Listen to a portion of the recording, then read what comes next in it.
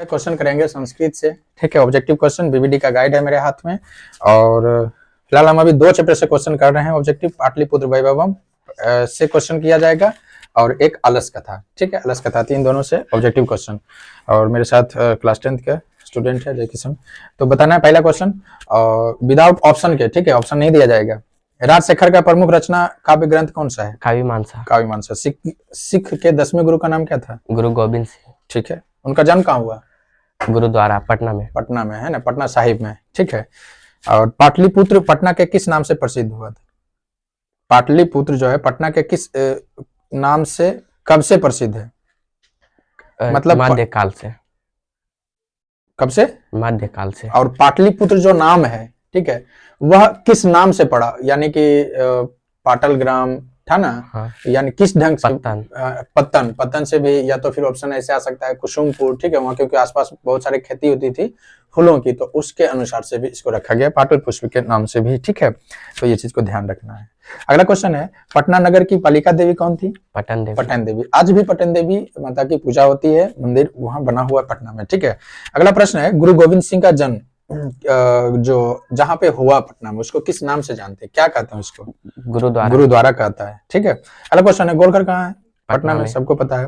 पटना में हमेशा युद्ध, आग और बाढ़ का भय बना रहेगा, यह कथन किसका है? भगवान बुद्ध। क्योंकि वहां पर उन्होंने जो है समाधि लिए थे भगवान बुद्ध का द्वारा ये कहा गई, उनके द्वारा कही गई यह युक्ति है। अगला क्वेश्चन है, पटना शब्द किस शब्द से बना है? देखो क्वेश्चन पूछ दिया, पत्तन से। ठीक है, अगला प्रश्न है, गुरु गोविंद सिंह जो थे सिख संप्रदाय के 10वें गुरु जो थे, ये किस धर्म के थे? सिख धर्म के थे। अगला क्वेश्चन है, पाटलिपुत्र किस नदी के किनारे अवस्थित है? गंगा नदी। और एशिया का जो सबसे बड़ा सेतु है वो भी किस नदी पर है? गंगा नदी पर है। ठीक है, पटना में। अगला क्वेश्चन बढ़ते हैं, पटना में गंगा नदी पर कौन सी सेतु है? उस सेतु का नाम बताना है, जो गांधी सेतु। ठीक है, अगला क्वेश्चन है, पटना का इतिहास कितना पुराना है? 2500 वर्ष। 2500 वर्ष। बहुत इंपॉर्टेंट क्वेश्चन है, क्वेश्चन पूछा गया है 2020 में, 2019 में, 2018 में। अगला क्वेश्चन है, पाटलिपुत्र किस प्रांत या बिहार की राजधानी? तो पूछना नहीं है, बहुत सबको पता होगा। कुटनिम ताख्यम काव्य के कवि कौन है? कुटनिम ताख्यम जो काव्य है तुम्हारे किताब में जो लिखा गया है इस संस्कृत में, इसके कवि का नाम बताना है। राजशेखर। कुटनिम ताख्यम काव्य के कवि का नाम बताना है, दामोदर गुप्त। ठीक है, कोई बात नहीं। अगला क्वेश्चन है, किसके काल में पाटलिपुत्र की रक्षा व्यवस्था उत्कृष्ट थी? किस सम्राट के काल में? चंद्रगुप्त मौर्य। ठीक है, बहुत बड़े सम्राट हुए, अपना बिहार के ही थे, ध्यान रखना, इनसे उनका इतिहास है। और अशोक, सम्राट अशोक, इन सब का बहुत बड़ा जीवनी है, बहुत ज्यादा इतिहास में इनको पढ़ा जाता है। अगला क्वेश्चन है, पाटलिपुत्र वैभवम पाठ में किस शहर का वर्णन किया गया है? पटना का किया गया है। कालचक्र के कारण कितने वर्ष तक मध्यकाल में पटना की स्थिति जर्जर रही थी? 1000। यूनान का राजदूत कौन था? मेगास्थनीज। सरस्वती का कुलगिरी कौन सा महानगर था? पाटलिपुत्र। हाँ, पाटलिपुत्र या पाटलिग्राम। अगर ऑप्शन में पाटलिपुत्र देता है तो इसी को मार देना है, पाटलिग्राम देगा तो उसी को मारना है। ठीक है, दोनों में से कोई एक ही को रहेगा वैसे। अगला क्वेश्चन है, परिभूत पुरंदर स्थानम की संज्ञा किसे दी गई है? पाटलिपुत्र नगर की या पाटलिग्राम की। अगला क्वेश्चन है, वराहमिहिर द्वारा रचित कौन सा ग्रंथ है? बृहद संहिता। अगला क्वेश्चन है, गुरु गोविंद सिंह का जन्म स्थान कहाँ है? पाटलिपुत्र में। ये तो क्वेश्चन 2-3 बार रिपीट कर दिया। अगला क्वेश्चन हम बढ़ रहे हैं, हम बुद्ध के समय में पटना किस नाम से जाना जाता था? भगवान बुद्ध के समय में ये पटना किस? पाटलिग्राम। ठीक है, अगला क्वेश्चन है, पाटल पुष्पों की पुतलिका रचना के आधार पर पटना का कौन सा नाम है? पाटलिपुत्र है। अगला क्वेश्चन है, पटना में कौमुदी महोत्सव कब से मनाया जाता है? मध्यकाल से। नहीं, किस वंश? गुप्त वंश के काल से। ठीक है, मेगास्थनीज पटना किसके समय आया था?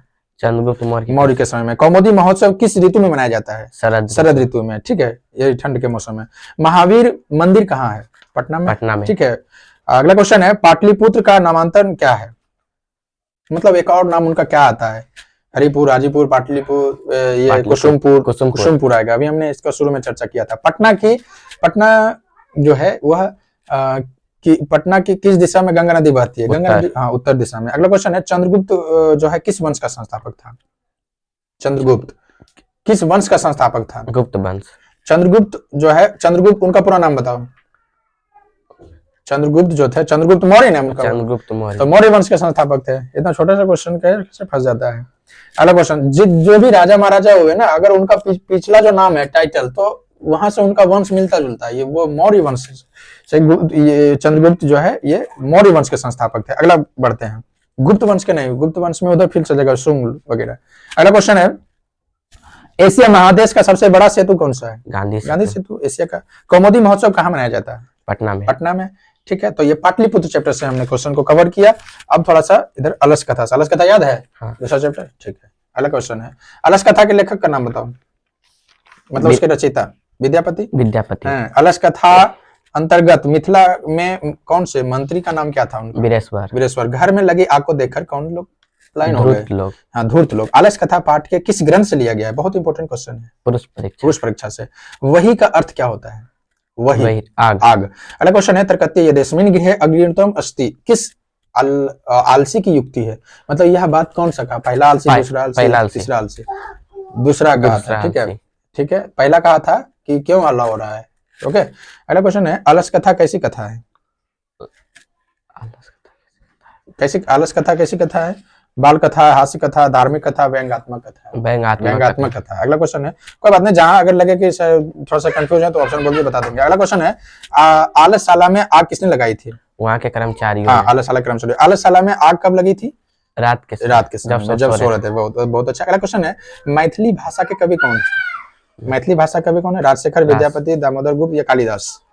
राजशेखर। राजशेखर तो कवि है, मैथिली कवि विद्यापति है। अगला क्वेश्चन है, पतिदेव गति डैश बाला नाम जननी गति यह किसके लिए कहा गया? आलसियों के लिए, वृद्धों के लिए, स्त्रियों के लिए, युवकों के लिए? स्त्रियों के लिए। आलस कथा पाठ में अहो कथमेदम कोलाहला यह युक्ति किसकी है? यह कौन सा कहा? पहला, दूसरा? पहला व्यक्ति कहा था। अगला क्वेश्चन है, कोफी तथा धार्मिक को नास्ती कोई भी यहाँ धार्मिक व्यक्ति नहीं है जो हम लोग को बचा सके आग से, तो यह बात कौन सा आलसी कहा था? तीसरा आलसी कहा था। बहुत अच्छा। नीतिकार लोग आलस्य को क्या मानते हैं? गुण मानते हैं, शत्रु, मित्र, धर्म, क्या मानते हैं?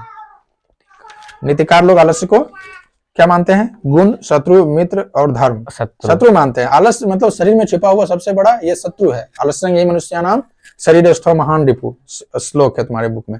अगला क्वेश्चन है, वास्तविक आलस्यों की संख्या कितनी थी? 4 गो थी। बृहस्पति कैसा था? ईमानदार था, भ्रष्ट था, दानशील था? कैसा था? दानशील था, ईमानदार था, अच्छा था।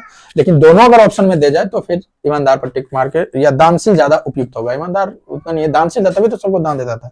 अब दानशील है, ईमानदार है, तभी तो दानशील होगा। अगला क्वेश्चन है, सबसे बड़ा शत्रु क्या है शरीर में छिपा हुआ? आलस्य। बनावटी आलस्य दिखाकर कौन भोजन ग्रहण करता था? धूर्त लोग। अगला क्वेश्चन है, चारों आलसियों को कैसे बाहर किया गया था? केस पकड़कर। स्थितः सौकर्य मूला ही डैश के ना धावंती जंतुः यह युक्ति किस पाठ से लिया गया है? श्लोक है संस्कृत का जो हमने बोला, ध्यान से सुनना। स्थितः सौकर्य मूला ही डैश के ना धावंती जंतुः आलस कथा से। अपनी भूख मिटाने के लिए भी कौन कुछ नहीं कर पाता है? आलसी लोग। आलसशाला में आग लगने पर भी कितने लोग नहीं भागे? 4 लोग। संसार में बच्चों की रक्षा जो है सच्चा रक्षक कौन होता है? माता होती है। अगला क्वेश्चन है, आलसशाला में आग क्यों लगाई गई थी? आलस्यों की जांच करने के लिए, या परीक्षा लेने के लिए ना, कि भाई सच में आलसी है कि बस ऐसे ही भोजन ग्रहण कर रहे हो। अगला क्वेश्चन है, अलस कथा पाठ में किस दोष का वर्णन किया गया है? आलस का। गरीबों और अनाथों को प्रतिदिन कौन भोजन करवाता था? वीरेश्वर। मनुष्य को कौन नष्ट कर देता है? आलस्य। वीरेश्वर नाम का मंत्री कहाँ रहता था? मिथिला में। आलस कथा पाठ में किस महत्व का वर्णन किया गया है? मानव के गुण का। ठीक है, आलस के मानव के गुण का। ठीक है, बहुत अच्छा। तो यह 2 चैप्टर से हमने क्वेश्चन को कवर किया। बीबीडी का गाइड था लगभग, और थोड़ा सा स्ट्रॉन्ग इसको तैयारी करने की जरूरत है। चलो ठीक है, मिलते हैं फिर हम दूसरे होमवर्क दे करके फिर सुना जाएगा अगला ऑब्जेक्टिव। तो जय किशन से यही तो इतना तक ही आज क्वेश्चन होगा। ठीक है, अगले वीडियो में किसी और बच्चे के साथ मिलेंगे। जय हिंद।